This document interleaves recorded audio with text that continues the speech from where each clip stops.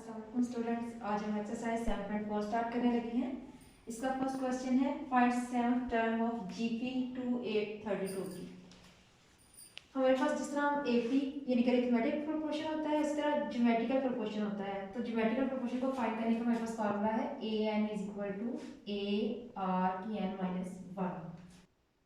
ए क्या है, हमें ये पता है कि फर्स्ट टर्म हमेशा ए होती है, तो ए टू आ गया। आर फाइंड करना है, तो आर होता है हमारे पास नेक्स्ट टर्म में फर्स्ट टर्म को डिवाइड करना, यानी कि 8 को 2 पे डिवाइड करना। पहले हमने किया था फर्स्ट टर्म सेकंड टर्म में से फर्स्ट टर्म को माइनस किया था, अब सेकंड टर्म पे फर्स्ट टर्म को डिवाइड करना है।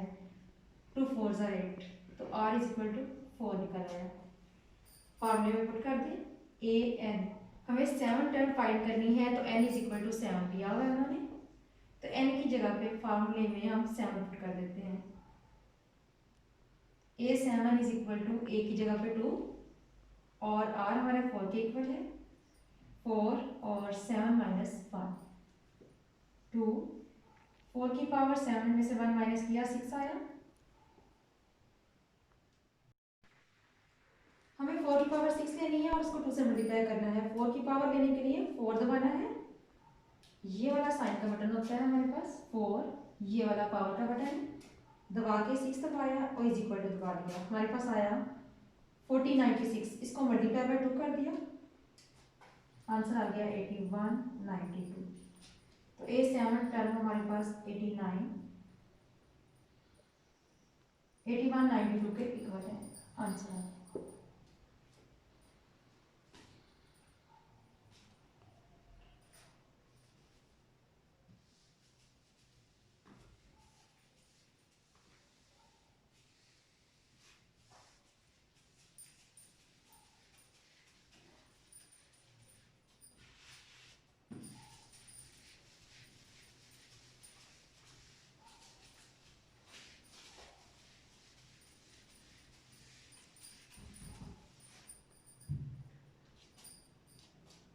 चलिए क्वेश्चन नंबर 5 में से एक पार्ट करते हैं। क्वेश्चन नंबर 2 3 4 5 सेम इसी तरीके से है।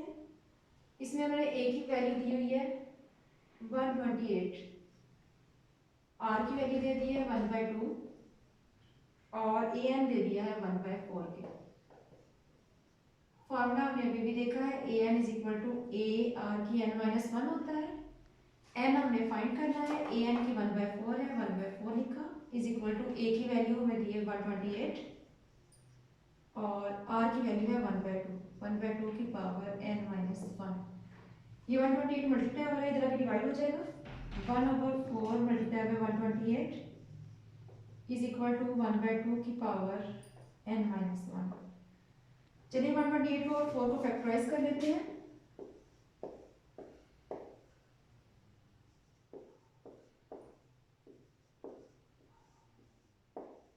2 से किया 16 आया, 2 से किया 8 और 2 से किया 4 और 2।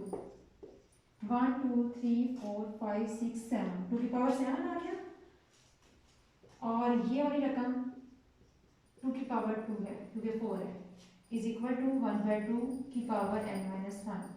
क्योंकि यहाँ 1/2 की पावर लिखी हुई है, इसको भी 1/2 करेंगे तो बेस से बेस कैंसिल हो जाएगी। जब दो रकमें सेम मल्टीप्लाई हो रही होती हैं तो पावर्स ऐड हो जाती हैं। 2 + 7 इज इक्वल टू 1/2 की पावर n माइनस 1 आ गया। 2 की पावर 7 और 2 9 आ गया। 1 इज इक्वल टू 1/2 की पावर n माइनस 1। इसको हम 1 की 9 अगर करेंगे तो कोई फर्क नहीं पड़ेगा हमारी वैल्यू पे, तो 1/2 की पावर 9 भी लिख सकते हैं और 1/2 की power n minus 1। Base base से कैंसिल हो गई, 9 is equal to n minus 1 आ गया और 1 इधर आके प्लस हुआ तो n की वैल्यू आ गई 10। तो ये हमारे पास आंसर आ गया। इस तरीके से हम कोई भी 3 वैल्यूज अगर हमें दी हो तो हम चौथी वैल्यू खुद से फाइंड कर सकते हैं।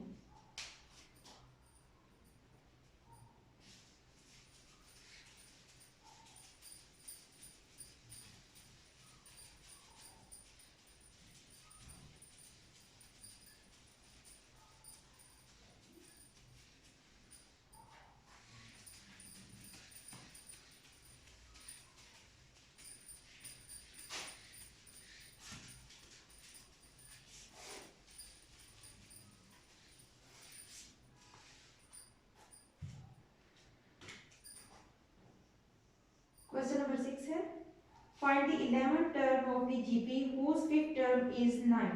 फिफ्थ टर्म उन्होंने दे दी है, तो इसका मतलब है एक ही 5 दिया है उन्होंने 9। कॉमन रेशियो यानी कि आर की वैल्यू आर की वैल्यू उन्होंने 2 दे दी है।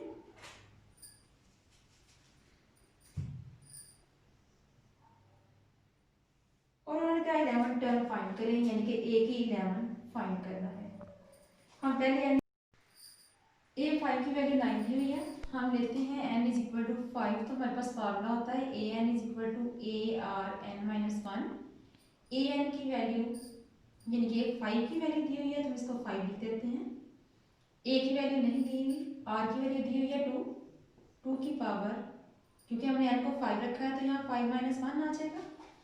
ए की 5 की वैल्यू हमारे पास थी 9, इसको मैं 9 लिख दूंगी ए, और ये 2 की पावर आ जाएगा 4, 2 की पावर 4 डिवाइड हो जाएगी इधर आके, 9 बाई 2 की पावर 4 इज इक्वल टू ए, और 2 की पावर 4 क्या होता है 16, ए इज इक्वल टू आ जाएगा 9 बाई 16।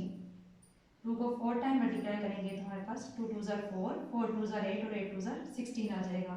ए 9 बाई 16 आ गया। चलिए ए निकल आया तो हम ए 11 फाइंड कर देते हैं। अब हम लेट कर लेते हैं कि n 11 है, तो हमारे पास फॉर्मूला था A N is equal to A R N minus 1, A 11 लिखेंगे। ए की वैल्यू 9 बाई 16 आई है, और आर की वैल्यू हमारे पास 2 थी, 2 की पावर 11 माइनस 1, तो 9 बाई 16 को 2 की 4 भी रहने दे सकते हैं हम, क्योंकि हमारे पास यहाँ 2 की पावर ही आ रही है, तो हम कैंसिल कर सकते हैं, और ये 2 की पावर 10 आ गई। जब दो सेम वैल्यूज डिवाइड हो रही हो तो पावर्स की माइनस हो जाती हैं, तो हम इसका लिख सकते हैं 2 की पावर 10 माइनस 4, 9, 2 की पावर 6। हाँ जी, अब हमें क्या करना है, 2 की पावर 6 लेनी है और उसे 9 से मल्टीप्लाई करना है। 2 की पावर 6 लिया, 2 की पावर लेने का वही तरीका, फिर 2 लिखा और ये पावर वाला बटन दबाया और 6 दबा दिया, और इज इक्वल टू दबाएंगे तो हमारे पास इसका आंसर आ जाएगा 64। तो 64 को जब हम 9 से मल्टीप्लाई करवाएंगे तो हमारे पास आंसर आया 576, ए 11 का आंसर।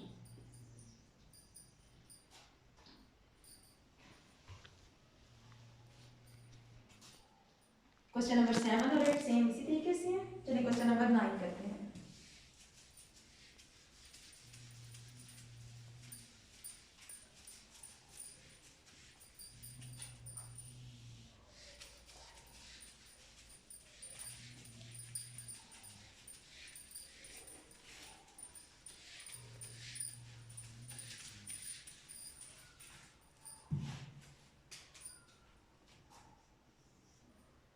क्वेश्चन नंबर 9 में है फाइंड द nth टर्म, हमें n वाली टर्म फाइंड करनी है। ज्योमेट्रिकल प्रोपोर्शन उन्होंने दिया हुआ है if a 5 over a3, a की 5 ओवर a की पावर 3 जो है वो 4/9 के इक्वल हो, और a2 जो है वो 4/9 के इक्वल हो। फार्मूला है A N is equal to A R की n माइनस 1। हम ए 5 निकालते हैं तो ए 5 हमारे पास आ जाएगा ए आर की 5 माइनस 1, तो ए 5 आ जाएगा ए आर की पावर 4। तो इट्स मीन अगर यहाँ 5 है तो यहाँ आर की पावर एक कम हो जाएगी और ये साथ ही आ जाएगा। इसी तरीके से अगर मैं ए 3 निकालती हूँ तो मेरे पास आ जाएगा ए आर की पावर 2। चलिए इसकी जगह पे पुट कर देते हैं। ए 5 की जगह पे हमें पुट करना है ए आर की पावर 4 ओवर ए आर की पावर 3 नहीं 2, ठीक है, ए आर की पावर 2 इज इक्वल टू 4/9 के है। ए से कैंसिल हो गया, आर की पावर 4 माइनस 2 हो जाएगी, तो आर की पावर आ गई 2, 4/9 के इक्वल। अंडरूट ले लेंगे, अंडरूट लेंगे तो आर इज इक्वल टू आ जाएगा प्लस माइनस 2/3। 4 2 का अंडरूट है और 3 का जो 3 जो है वो 9 मल्टीप्लाई करें तो 9 बनता है, 9 का अंडरूट यानी कि 3 आ जाता है। तो मेरे पास दो तरह की वैल्यूज आ गई, प्लस में भी और माइनस में भी। अब हमें फाइंड a2 फाइंड करना है। a2 के लिए हमारे पास फॉर्मूला था a n is equal to A R n minus 1। a की 2 रखेंगे तो यहाँ क्या आ जाएगा, ए आर की 2 - 1 ए आर आ जाएगा। चलिए इसकी जगह पे हम ए आर पुट करते हैं, A R is equal to 4/9 आ जाएगा। अब हमारे पास आर की वैल्यूज ये दी हमने दो निकल चुकी है, हम आर की वैल्यूज इसके अंदर रखेंगे तो हमारे पास ए की वैल्यू आ जाएगी। हम लेट कर लेते हैं कि आर की वैल्यू 2/3 प्लस का है, अगर प्लस का होगा तो ए की वैल्यू क्या आएगी, 2/3 इज इक्वल टू 4/9, 3 मल्टीप्लाई हो जाएगा, 2 डिवाइड हो जाएगा, 4/9 मल्टीप्लाई बाय 3/2, 3 3 ज़ा 9 और 2 2 ज़ा 4, तो ए की वैल्यू आ गई 2/3। सिमिलरली अगर मैं इसकी जगह पे आर की वैल्यू प्लस की बजाय माइनस पुट करती हूँ, आर करती हूँ -2/3, तो मेरे पास आएगा ए -2/3 इज इक्वल टू 4/9। तो ये माइनस नहीं है, इस रकम से मल्टीप्लाई हो रहा है, इसलिए रकम माइनस की ही रहेगी, लेकिन उधर जाके जो रकम डिवाइड हो रही है मल्टीप्लाई हो जाएगी, और जो मल्टीप्लाई हो रही है वो डिवाइड में चेंज हो जाएगी। 4/9 माइनस 3/2, 2 2 से कैंसिल हो गया और 3 3 से 9 से कैंसिल हो गया, तो माइनस का 2/3 आंसर आ गया ए का। तो ए की हमारे पास दो वैल्यूज निकल आई हैं, आर की दो वैल्यूज की जगह पे हमारे पास ए की भी दो वैल्यूज आ गई हैं। हमें फाइंड करना है ए एन, तो हम ए एन फाइंड करते हैं, इस वैल्यू में पुट कर देते हैं। ए की वैल्यू अगर हमारे पास 2/3 होगी तो यहाँ 2/3 लिखते हैं, और आर की वैल्यू हमारे पास क्या आएगी, आर की वैल्यू हमने लिखी थी 2/3, तो 2/3 आ जाएगी, और n-1 क्योंकि हमने n टाइम फाइंड करनी है तो n-1 वैसे ही रहेगा। जब हम इसको इकट्ठा करते हैं तो 2/3 की पावर n-1 प्लस 1 हो जाएगा, और +1 -1 कैंसिल हो जाता है, 2/3 की पावर n आ जाएगा, a की पावर n के लिए। और इसी तरह अगर ये माइनस की होगी तब क्या करेंगे, a की n इज इक्वल टू -2/3 और -2/3 की पावर n-1, तो -2/3 की पावर n-1 प्लस 1, तो -2/3 की पावर n आंसर आ गया। तो इसे हम आम अगर लिखना चाहें तो ये भी लिख सकते हैं, a की n इज इक्वल टू +-2/3 की पावर n आंसर।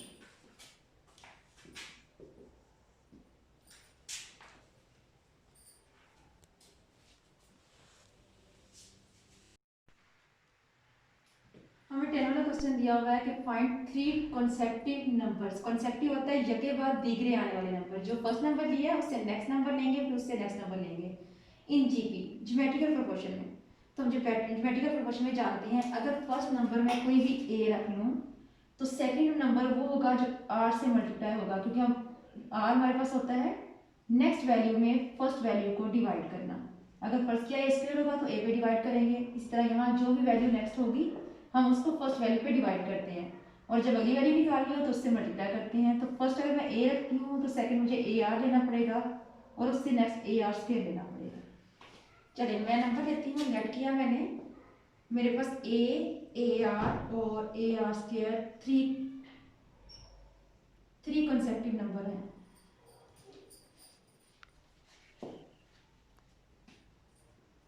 ठीक है, ए आर स्क्वायर 3 कंसेप्टिव नंबर्स हैं, जीपी यानी कि ज्योमेट्रिकल प्रोपोर्शन में आ गए। whose sum is 26, वो कह रहे हैं अगर इनको प्लस किया जाए तो आंसर आता है 26 के equal, and product is to 16, और अगर इनको मल्टीप्लाई किया जाए ए आर और ए आर स्क्वायर तो वो आता है 216 के। चलिए हम इस इक्वेशन को इक्वेशन 1 का नाम देते हैं और इसको 2 का नाम दे देते हैं। ये दो इक्वेशन हमें गिवन है। हम अगर इनको मल्टीप्लाई करते हैं ए को ए से और ए से, तो ए के क्यूब आ जाएगा, पावर z हो जाती हैं, और आर की पावर भी 3 आ जाएगा इज इक्वल टू 216। इसको ए आर का क्यूब लिख सकते हैं, तो 216 किसका क्यूब बनता है, अगर हम 6 का चेक करें, 6 3 ज़ा 18 और 6 6 are 36 और 6 6 are 36। 6 का क्यूब बन रहा है तो इसको मैं 6 का क्यूब लिख सकती हूँ। पावर पावर से कैंसिल होगी और ए आर की वैल्यू आ गई 6। अगर मैं यहाँ से आर की वैल्यू निकालना चाहूँ तो 6 बाई ए, या मैं अगर ए की वैल्यू निकालना चाहूँ तो 6 बाई आर आ सकती है। चलिए हम ए की वैल्यू निकालते हैं जो कि 6 बाई आर आ गई।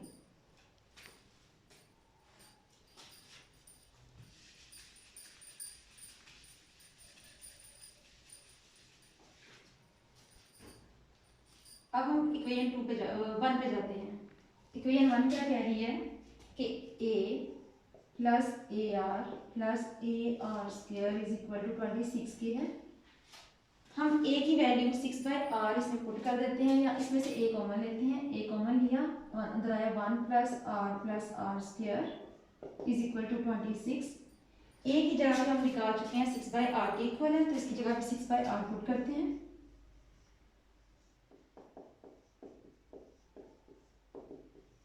और r उधर जाके मल्टीप्लाई हो गया और 6 डिवाइड हो गया। 1 plus R square is equal to 26 R, और 6 से डिवाइड कर देते हैं। 3 2 are 6, 2 1 are 2 और 2 3 are 6। 3 से मल्टीप्लाई कर देते हैं। 3 plus 3r plus 3r square is equal to 13r। 3r square plus 3r, ये 13r इधर आके माइनस हो गया और प्लस 3 आ गया is equal to 0। 3r square minus 10r plus 3 is equal to 0 आ गया। हाँ जी, हमें r की वैल्यू फाइंड करनी है, तो हमें क्या करना है कि इसको इससे मल्टीप्लाई करवाएंगे। साइड बाई रकमें जब मल्टीप्लाई होती हैं तो ये बन गया 9, इसको किसी रकम में लिखते हैं 9r स्क्वायर के इक्वल आ जाएगा। अब मुझे 9 को फैक्टराइज करना है। 2 फैक्टर्स चाहिए मुझे जिनको प्लस करने से मेरे पास 10 आए, प्लस या माइनस करने से और मल्टीप्लाई करने से 9 बने। अगर मैं लिखूँ 9 1 ज़र 9, तो 9 और 1 10 बन जाता है। अब क्योंकि 9 प्लस का है तो मुझे दोनों वैल्यूज या तो माइनस की चाहिए थी या प्लस की। क्योंकि यहाँ माइनस है तो मुझे दोनों वैल्यूज माइनस में चाहिए। अगर मैं -9 में -1 करती हूँ तो माइनस का 10 आ जाता है। चलिए 3r square minus 9r minus r plus 3 is equal to 0 आ गया। इसमें से 3r कॉमन आया तो अंदर रह गया r माइनस 3, माइनस 1 कॉमन आया तो r minus 3 is equal to 0। 3r minus 1 और r minus 3 is equal to 0। तो r की 2 वैल्यूज आती हैं हमारे पास, यही निकाल लेते हैं।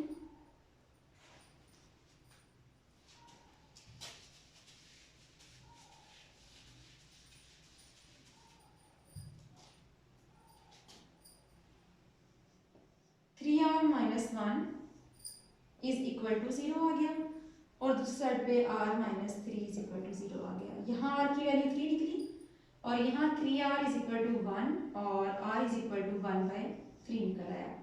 ये नहीं, ये दोनों r की वैल्यूज हैं। अगर मैं इसको कोई 3 का नाम देती हूँ और पुट इन 3 लिख देती हूँ तो मैं क्या करूँगी, पुट इन 3, a की वैल्यू आ जाएगी 6 बाई r की वैल्यू थी हमारे पास 1/3, तो 3 ऊपर जाके मल्टीप्लाई हो जाएगा, ओवर का ओवर ऊपर चला जाता है, यानी कि डिवाइड हो रही है तो 1/3 जब मल्टीप्लाई होगी तो 3 ऊपर चला जाएगा। 6 3 ज़र 18 आ गया, a का आंसर 18 आ गया। और दूसरी साइड पे अगर मैं यहाँ करती हूँ पुट इन 3 तो a इज इक्वल टू 6/3 और 3 2 ज़र 6 होता है, a का आंसर आ गया 2। ये नहीं, हमारे पास r के भी 2 आंसर निकले। अगर r 1/3 होगा तो a का आंसर 18 निकलेगा, अगर r 3 होगा तो a का आंसर 2 निकलेगा। अब हमें 3 कंसेक्टिव नंबर चाहिए थे। अभी हमें ए आर की वैल्यूज तो निकालनी,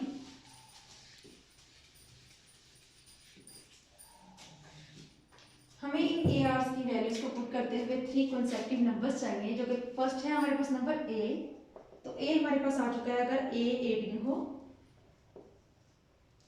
ए आर जो है वो क्या होगा 18, क्योंकि 18 के लिए आर की वैल्यू 1/3 थी तो मल्टीप्लाई बाय 1/3 लिखेंगे। 3 6 और 18 तो ए आर की वैल्यू आ गई 6। थर्ड कंसेक्टिव नंबर हमारे पास था AR², तो इसके लिए आएगा a की value 18 multiply by 1/3 multiply by 1/3, 3 6 R 18 और 3 2 आर 6, तो AR² की वैल्यू आ जाएगी 2।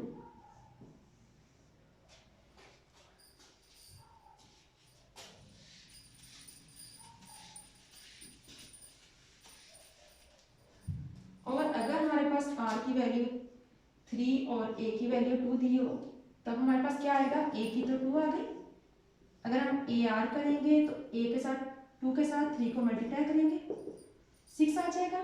आप चेक कर सकते हैं यहाँ भी AR की वैल्यू 6 ही निकली है।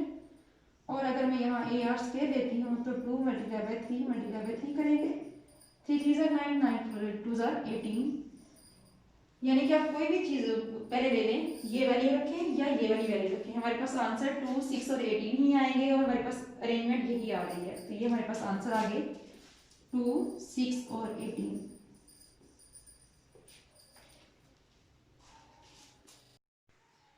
हाँ जी, अब आप ये चेक कर सकते हैं कि आया आपके आंसर ठीक आया या नहीं आया। उन्होंने कहा है कि अगर तीनों को मल्टीप्लाई करवाएं, तीनों की प्रोडक्ट लें तो 216 आना चाहिए। आप 2 6 और 18 को मल्टीप्लाई करके देखें, अगर 216 आ जाता है तो इट्स मीन आपने ठीक किया है। इसी तरीके से उन्होंने कहा तीनों को प्लस करें तो 26 बनना चाहिए। आप चेक कर लें, 18 में 6 प्लस किया 24, 24 और 2 प्लस किया तो 26 बनता है, तो इट्स मीन ये आंसर हमारा ठीक आ चुका है। हाँ जी, हमने तीसरी रकम फाइंड करनी है, 30 टर्म फाइंड करनी है ज्योमेट्रिकल प्रोपोर्शन की, और ज्योमेट्रिकल प्रोपोर्शन हमें ये दिया गया है। फार्मूला है हमारे पास an is equal to ARn-1। a जो है फर्स्ट टर्म होती है, तो फर्स्ट टर्म a1 जो है वो हमारे पास x दिया हुआ है जो कि a के इक्वल है। हमें r फाइंड करना है, तो r के लिए हम डिवाइड करते हैं नेक्स्ट टर्म को फर्स्ट टर्म पे, तो a1/x हमारे पास r आ गया। हाँ जी, अब आर के बाद हमें आर भी फाइंड, और ए जो एन है वो हमारे पास 30 निकल आया, क्योंकि उन्होंने हमें तीसरी टर्म कहा है, तो एन इज इक्वल टू 30 है। फॉर्मूले में पुट करते हैं, A30 इज इक्वल टू ए की जगह पे हमें पुट करना है x, और आर की जगह पे पुट करना है हमें 1/x की पावर 30। हाँ जी, हमें ये भी x है ये भी x नजर आ रहा है, 1 की 30 टाइम करेंगे तो 1 ही आएगा, x 1/x की पावर 30 लिख सकते हैं ऐसे। तो ये x नीचे आके डिवाइड हो जाएगा, 1/2 सेम वैल्यूज डिवाइड हो रही है, पावर्स माइनस हो जाएंगी, 30 माइनस 1 आ जाएगा, तो 1/x की पावर 29 आ गई, और यही हमारे पास आंसर है A30 का। मुझे उम्मीद है कि आपको आज का लेक्चर अच्छे से समझ आ गया होगा। अगर आपको फिर भी कोई कंफ्यूजन है, कोई मजीद क्वेश्चन आप इस एक्सरसाइज में से समझना चाहते हैं, तो आप कमेंट बॉक्स में कमेंट करके बता सकते हैं अपनी राय, ताकि मैं नेक्स्ट लेक्चर में आपको वो क्वेश्चन समझा सकूँ।